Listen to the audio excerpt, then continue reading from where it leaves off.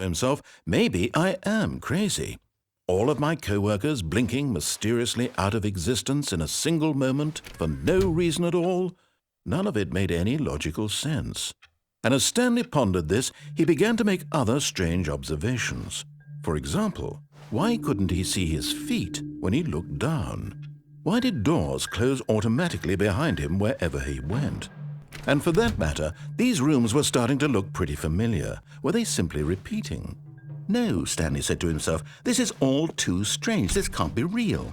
And at last, he came to the conclusion that had been on the tip of his tongue. He just hadn't found the words for it. "I'm dreaming!" he yelled. "This is all a dream."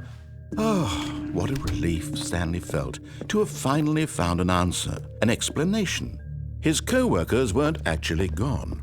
He wasn't going to lose his job. He wasn't crazy after all. And he thought to himself, I suppose I'll wake up soon.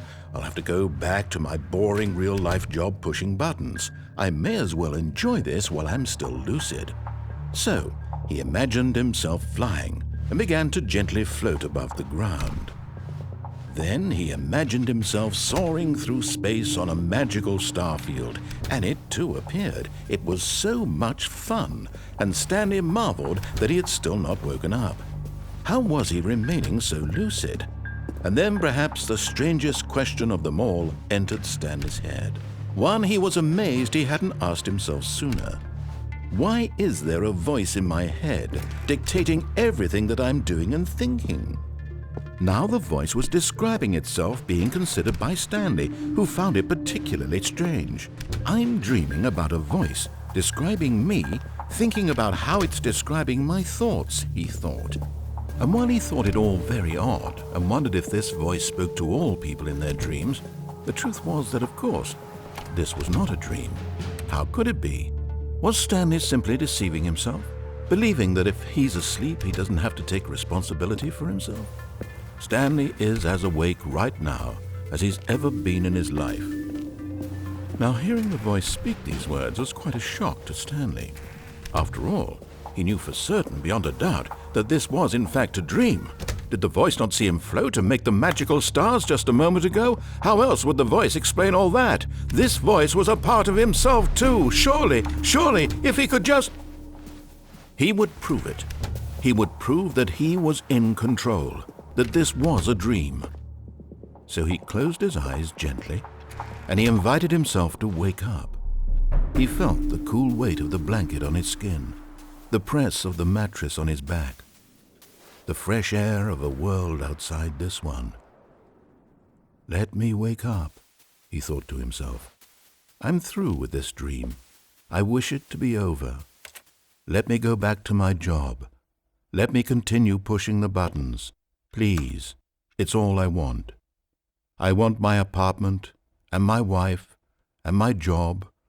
All I want is my life exactly the way it's always been. My life is normal. I am normal. Everything will be fine.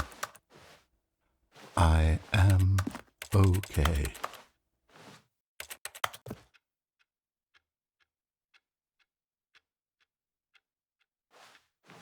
Stanley began screaming.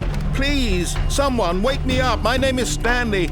I have a boss. I have an office. I am real. Please, just someone tell me I am real. I must be real. I must be. Can anyone hear my voice? Who am I? Who am I? And everything went black.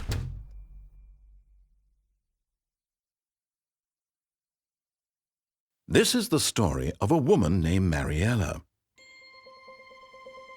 Mariella woke up on a day like any other. She arose, got dressed, gathered her belongings, and walked to her place of work. But on this particular day, her walk was interrupted by the body of a man who had stumbled through town talking and screaming to himself, and then collapsed dead on the sidewalk. And although she would soon turn to go call for an ambulance, for just a few brief moments she considered the strange man.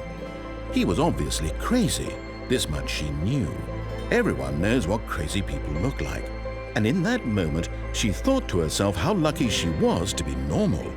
I am sane. I am in control of my mind. I know what is real and what isn't. It was comforting to think this, and in a certain way, seeing this man made her feel better.